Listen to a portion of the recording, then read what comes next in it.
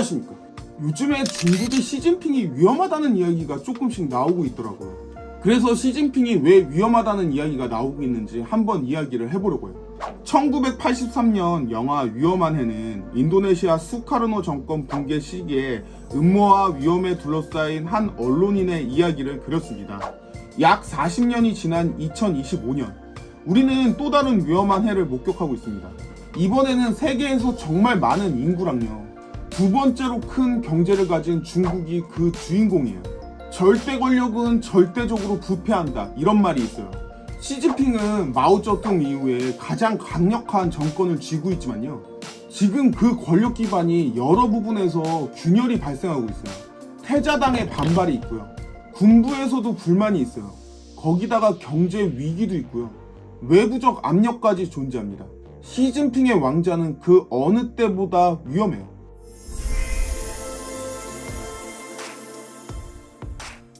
일단 태자당의 반란부터 한번 이야기를 해보면요, 중국 공산당 내에서 가장 강력한 세력인 태자당을 아시나요?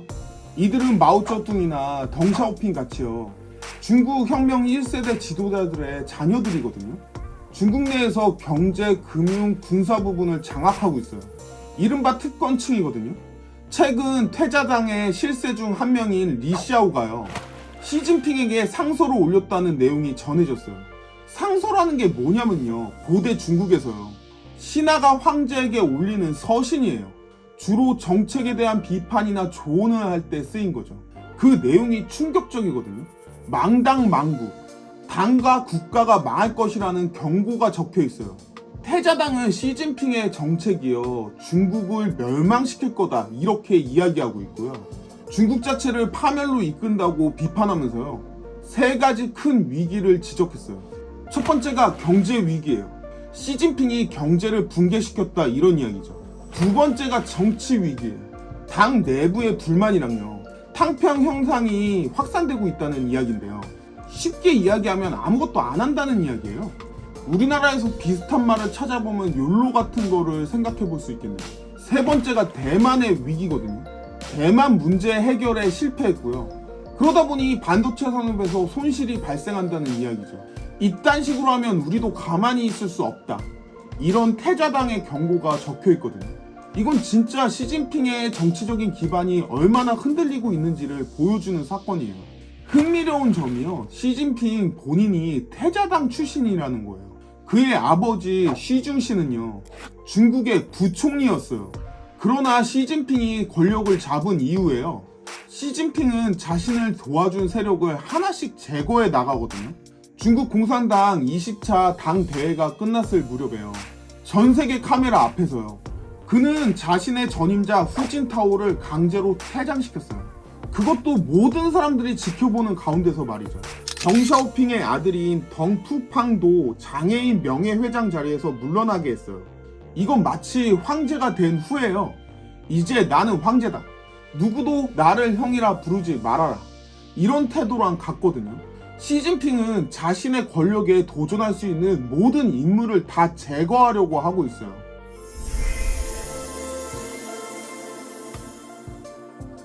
중국 경제의 붕괴가 이미 시작을 했거든요.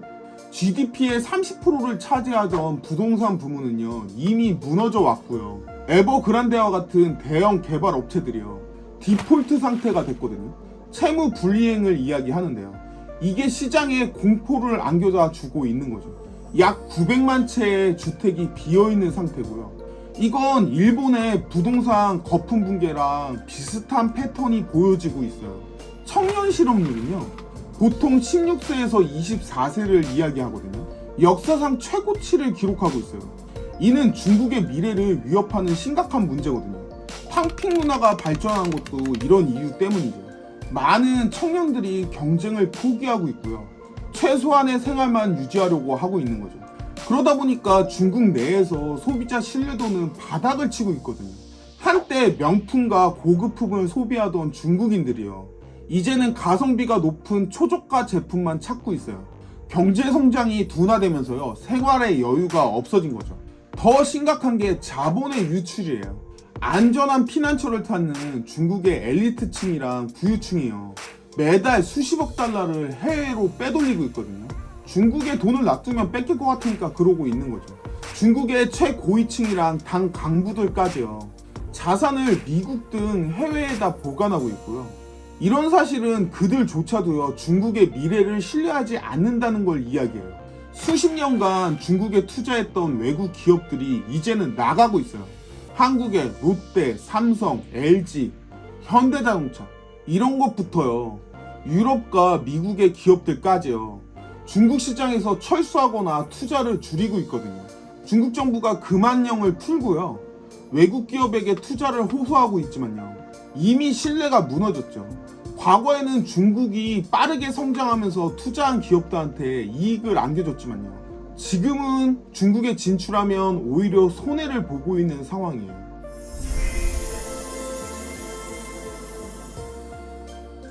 2023년 여름부터요, 중국 군부에서 대규모 숙청이 이루어졌거든요. 특히 로켓군의 수뇌부가 대거 제거됐고요. 로켓군이라는 건 중국의 전략 미사일을 담당하는 부대를 이야기하는 거예요. 이어서 2명의 전직 국방부 장관과요, 중앙군사위원회 위원까지 숙청이 되어졌어요. 이러한 숙청의 배경에는 미국의 정보전이 있거든요.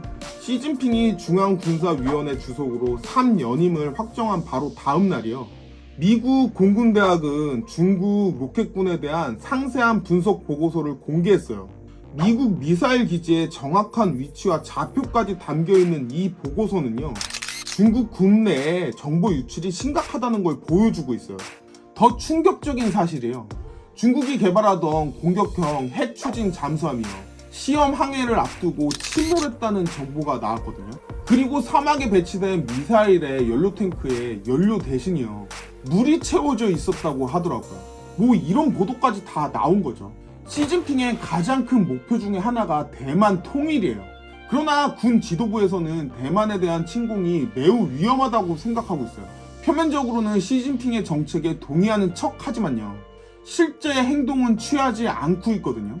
이런 집단적 무대응 전략을 취하고 있어요. 최근 중앙군사위원회 부주석인 장유시라는 사람이 있는데요, 이 사람이 시진핑의 부재 중에 독자적으로 베트남 고위 인사들이랑 회동한 사례가 시진핑의 권력이 절대적이지 않음을 보여준다고 하네요. 더구나 양회라는 게 있는데 중국의 연례 정치 행사예요. 이 폐막식에서 장유씨가 시진핑이 퇴장할 때 등을 돌리고 가방을 챙기는 장면이 포착되어서 화제가 되기도 했어요. 중국군 내부에서는 시진핑에 대한 불만이 커지고 있고요. 일부 장성들은 출근할 때 안전을 위해 총을 소지한다는 소문까지 나오고 있어요. 이는 언제든지 숙청될 수 있다는 두려움 때문이겠죠.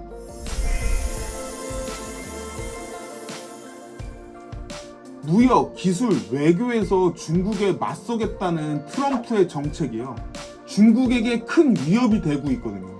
트럼프는 중국 상품에 대해서 관세를 부과하겠다고 그렇게 이야기를 했고요.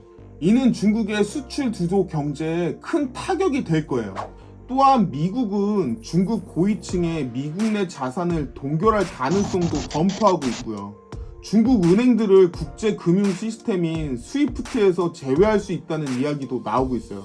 중국의 전략 외교, 즉 늑대 전사 외교는요, 국제사회에서 중국을 고립시키는 결과를 가져왔어요. 유럽연합, 일본, 한국 등 많은 국가들이요, 중국에 대한 의존도를 줄이기 위해서 노력하고 있고요. 심지어 인도네시아, 말레이시아, 베트남, 태국, 멕시코 등 정통적으로 중국과 가까웠던 국가들도요, 중국 제품에 대한 규제를 강화하고 있어요.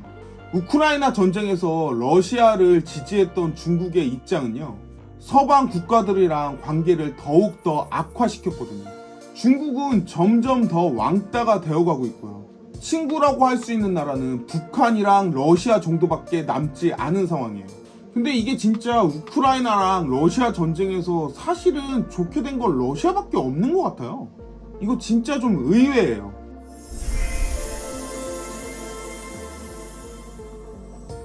시진핑의 권력이 약화되고요, 중국 내부의 불안정성이 커질수록요, 이는 한반도를 비롯한 동아시아 전체에요, 안보 환경에 영향을 미치고 있어요. 일부 군사 전문가들이요, 2025년을 분수령으로 보고 있거든요. 동아시아에서 군사적인 충돌이 일어날 가능성이 있다고 그렇게 이야기하고 있어요. 이거 전쟁 날 수도 있다는 이야기죠. 특히 북한이요. 중국의 지시에 따라서요. 한국에 대해서 군사적인 도발을 할 수 있다. 그런 가능성이 제기되고 있고요. 이는 북한과 중국의 군사 협력이요. 한국 안보에 미치는 중대한 위협으로 생각되어질 수 있어요. 한국은 변화하는 정세에 맞춰서요. 외교 정책의 재조정이 필요해요. 특히 중국의 군사적 팽창이랑요. 북한의 위협에 대응하기 위해서요. 기존의 외교 노선을 재조정하는 게 필요하고요. 중국과의 의존도를 줄이고요. 미국과의 관계를 강화하는 게 시급한 문제겠죠. 우리나라가 미국이랑 중국 사이에서 줄타기를 하잖아요. 물건은 중국에 팔아먹고요. 군사적으로는 미국에 의지하는 거죠. 이런 거 앞으로는 하기가 조금 힘들 수 있다, 이런 이야기죠. 미국과의 군사적인 동맹 이외에도요. 일본 미 기타 아시아 국가들이랑 협력을 강화해야 되고요. 특히 일본과의 방위적 협력은요. 역사적 정치적 갈등을 극복하고요. 동아시아의 전략적인 균형을 유지하는 데 큰 역할을 할 수 있을 거예요.